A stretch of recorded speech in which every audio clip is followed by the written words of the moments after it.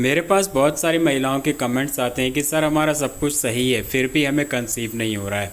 दोस्तों एक चीज़ आप लोगों से बताना चाहता हूँ कि जो भी महिलाएं या जो भी पुरुष ये सोचते हैं कि उनके अंदर सब कुछ सही है तो वो किसी न किसी गलत फहमी में जी रहे हैं। दोस्तों ये ज़रूरी नहीं कि आपने मेडिकल चेकअप कराए वो सारी रिपोर्ट्स नॉर्मल आ गई तो सब कुछ सही है। इसके अलावा भी बहुत सारी ऐसी चीज़ें होती हैं जो कि टेस्ट में नहीं आ पाती हैं और इस कारण से आपको कंसीव करने में रुकावट होती है। ठीक ऐसा ही इन महिला के साथ भी हो रहा था। ये हमारी सब्सक्राइबर मुंबई की हैं और इनको शादी के 7 साल बाद एक बेबी बॉय हुआ है। कैसे इतना समय लग गया, क्या क्या प्रॉब्लम आई, कैसे ट्रीटमेंट लिया, ये सारी चीज़ें आप लोगों के साथ इस वीडियो में शेयर करूंगा। वीडियो को पूरा ध्यान से देखिएगा क्योंकि जो भी महिलाएं पुरुष लंबे समय से ट्राई कर रहे हैं उनको रिज़ल्ट नहीं मिल पा रहा है, तो इस वीडियो को देखने के बाद आपकी जो समस्या है काफ़ी हद तक सॉल्व हो जाएगी। वीडियो को लाइक कीजिए क्योंकि बाद में आप लाइक करना भूल जाते हैं और लाइक करने के साथ साथ इसको फेसबुक और व्हाट्सएप पे शेयर भी कीजिए ताकि ज़्यादा से ज़्यादा लोगों तक वीडियो पहुंचे और वो भी इसका फ़ायदा उठा सकें। दोस्तों लाइक करना शेयर करना बिल्कुल फ्री होता है, इसमें आपके कोई पैसे नहीं लगते हैं, तो चैनल को सब्सक्राइब भी कीजिए और वीडियो को लाइक शेयर कीजिए। नमस्कार दोस्तों, स्वागत है आप सभी का हमारे यूट्यूब चैनल आलोक फिटनेस आइडियाज़ में। तो चलिए शुरू करते हैं। दोस्तों ये जो हमारी सब्सक्राइबर है इनका नाम है आयशा और मुंबई की रहने वाली हैं। इनकी एज है 30 साल यानी कि 30 और इनके हस्बैंड की भी सेम एज है 30 साल। और इन्होंने मुझे बताया कि इनकी शादी साल 2016 में हुई थी और शादी के 1 महीने बाद इनके हस्बैंड इंडिया से बाहर चले गए थे जॉब के लिए और उसके करीब 3 साल बाद वापस आए थे। तो इन्होंने बताया कि जब वो वापस आए तो उसके बाद से ही लगातार इन्होंने 6 महीने तक पूरा नेचुरली ट्राई किया कंसीव करने के लिए, लेकिन कंसीव नहीं हो पाया। और उसके बाद ये डॉक्टर के पास गए क्योंकि पहले ही लंबा समय बीत चुका था। तो डॉक्टर के पास गए तो डॉक्टर ने सारे चेकअप किए और जब चेकअप किया गया तो उसमें सारी रिपोर्ट्स नॉर्मल आई। तो डॉक्टर ने इनको फिर भी 3 महीने की कुछ दवाइयाँ दी जो कि हस्बैंड और वाइफ दोनों को खाने के लिए कही गई थी। तो लगातार इन्होंने 3 महीने तक दवाइयाँ इस्तेमाल की और ट्राई करते रहे, लेकिन इनको फिर भी किसी तरह का कोई रिज़ल्ट नहीं मिल पाया। उसके बाद ये डॉक्टर के पास गए तो डॉक्टर ने इनको बोला कि आप IUI करवाइए, क्योंकि जब नॉर्मली कंसीव नहीं हो पाता है तो उसके बाद जो पहला स्टेप होता है वो यही होता है कि IUI किया जाए। तो डॉक्टर ने इनको IUI के लिए सजेस्ट किया, ये IUI के लिए तैयार हो गए और इन्होंने IUI कराया तो इनका IUI फेल हो गया। डॉक्टर ने बोला कि एक बार फिर से कराना चाहिए, तो इन्होंने फिर से IUI कराया, वो भी फेल हो गया।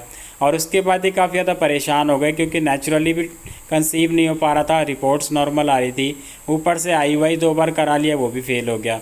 तो उसके बाद ये जो है दूसरे डॉक्टर के पास गए और जब दूसरे डॉक्टर के पास गए तो उन्होंने सारी कंडीशन देखी कि रिपोर्ट्स नॉर्मल है, IUI भी फेल हो गया है।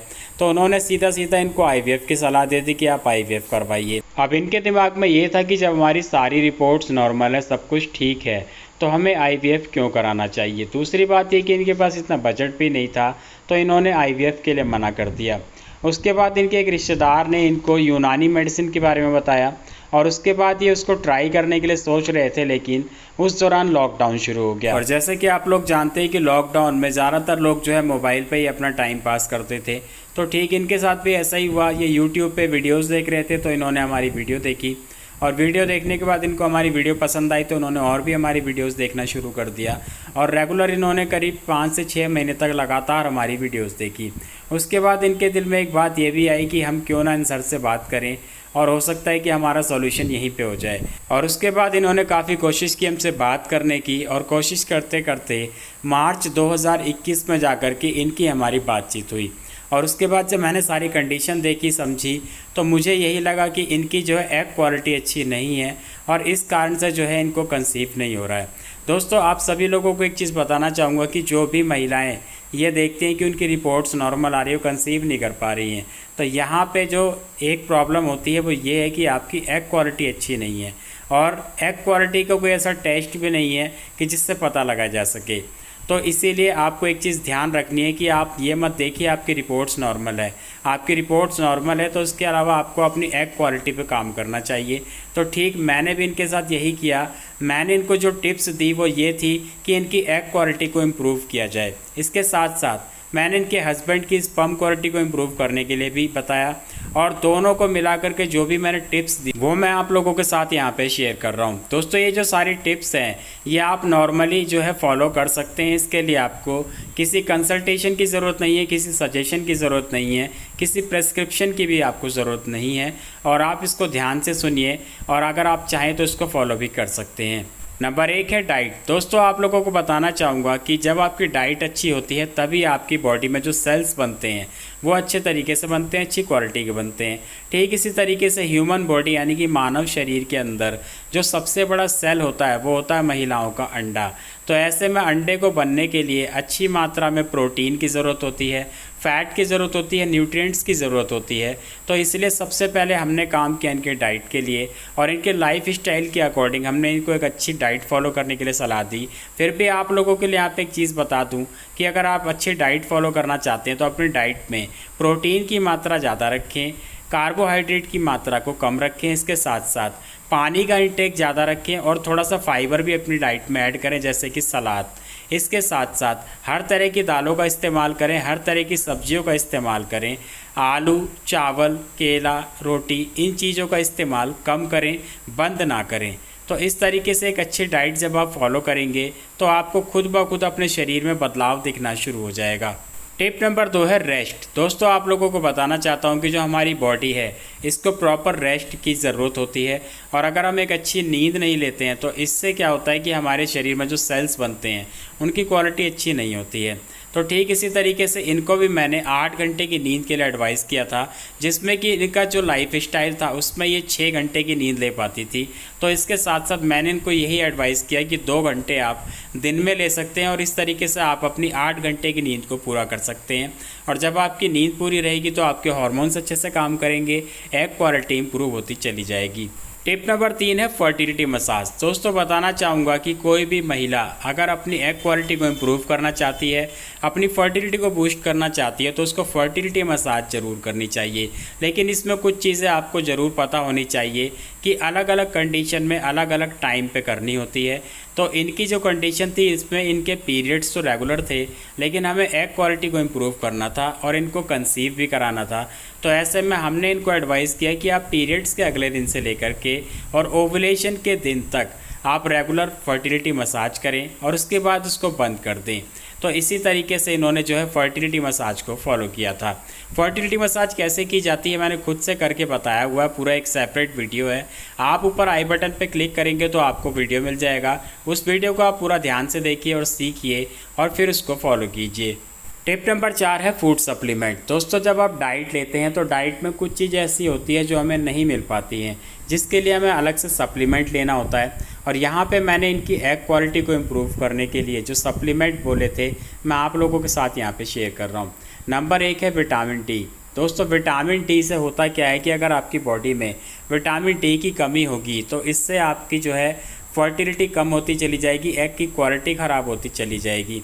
और अक्सर ऐसा होता है कि हम लोग घर में रहते हैं, एसी में रहते हैं, हमारे शरीर को धूप नहीं लग पाती है तो जिस कारण से हमारी बॉडी में विटामिन डी की कमी हो जाती है। तो इसलिए इनको विटामिन डी का सप्लीमेंट मैंने एडवाइस किया था, जिसमें कि विटामिन डी की टैबलेट मैंने इनको रोज़ाना लेने के लिए बोला था और इसके साथ साथ एक सैशेट आता है पाउडर फॉर्म में जो कि हफ्ते में 1 दिन 1 गिलास दूध में डाल करके लेना होता है, वो भी इनको लेने के लिए कहा था। और ये जो सप्लीमेंट है विटामिन डी का, ये हस्बैंड और वाइफ दोनों को ही लेना था। दूसरा सप्लीमेंट है फ़िश ऑयल यानी कि मछली का तेल। दोस्तों आप लोगों को बताना चाहूँगा कि जो फ़िश ऑयल है उसमें omega 3, omega 6, vitamin D, vitamin E, EPA, DHA भरपूर मात्रा में होते हैं और नेचुरल फॉर्म में होते हैं। तो इसलिए जब आप इसको कंज्यूम करते हैं यानी कि जब आप इसका इस्तेमाल करते हैं तो पुरुषों के अंदर उनकी जो मेल हार्मोन्स होते हैं वो बूस्ट होते हैं, उनकी स्पर्म क्वालिटी अच्छी होती है। ठीक इसी तरीके से महिलाओं के अंदर जो उनके फर्टिलिटी हार्मोन्स है वो बूस्ट होते हैं और उनकी एग क्वालिटी इंप्रूव होती है। तीसरा सप्लीमेंट है मल्टीविटामिन। दोस्तों मल्टीविटामिन इसलिए दिया जाता है क्योंकि बहुत सारे ऐसे विटामिन हैं जो कि डाइट में नहीं मिल पाते हैं, तो अगर आप सप्लीमेंट में ले लेते हैं तो आपकी बॉडी में उसकी ज़रूरत पूरी हो जाती है। तो दोनों का मैंने मल्टीविटामिन भी सजेस्ट किया था और आप किसी अच्छी कंपनी का मल्टीविटामिन लेकर के उसको इस्तेमाल कर सकते हैं। इसके अलावा हस्बैंड को छुआरे वाला दूध और खीरे का सलाद, जैसा कि मैं आप लोगों को अक्सर बताता हूँ कि मेल इनफर्टिलिटी के लिए हम इसको सजेस्ट करते हैं, लेकिन ज़रूरी नहीं है कि मेल के अंदर इनफर्टिलिटी हो तभी वो इसको इस्तेमाल करेंगे। आप इनको वैसे भी इस्तेमाल कर सकते हैं, इससे स्पर्म क्वालिटी और अच्छी होती चली जाती है। तो इसलिए मैंने इनके हस्बैंड को ये दोनों चीज़ भी एडवाइस की थी। ये सारी चीज़ें मैंने इनको लगातार 6 महीने के लिए फॉलो करने के लिए कहा था, क्योंकि एग क्वालिटी को इम्प्रूव करने में दोस्तों टाइम लगता है। तो इनको मैंने 6 महीने का बोला था इसीलिए, और इन्होंने इसको पूरे नियम से फॉलो भी किया था। और ये बता रहे थे कि इन्होंने 4 महीने फॉलो किया था, 5वें महीने में जो है इनके पीरियड मिस हो गए थे, और अभी कुछ दिनों पहले इन्होंने एक प्यारे से बेबी बॉय को जन्म दिया है। तो दोस्तों, जैसे कि आप लोगों ने देख लिया कि अगर सारी रिपोर्ट्स नॉर्मल है, फिर भी कोई ना कोई प्रॉब्लम रहती है, और कुछ प्रॉब्लम्स ऐसी है जो कि मेडिकल टेस्ट में नहीं हो पाती है। तो इसलिए आप भी इन चीज़ों का ध्यान रखें और हमारी बताई हुई टिप्स को पूरे विश्वास के साथ फॉलो करें। फिर भी अगर आप लोग मुझसे बात करना चाहते हैं तो आप नीचे दिए गए इंस्टाग्राम आईडी पे जाकर के मुझे फॉलो कीजिए, मुझे मैसेज कीजिए, और उसके आगे का जो प्रोसेस है आपको वहीं पे बता दिया जाएगा। आज के वीडियो में इतना ही। मैं मिलूँगा आपसे अगले वीडियो में, तब तक के लिए अपना ख्याल रखें।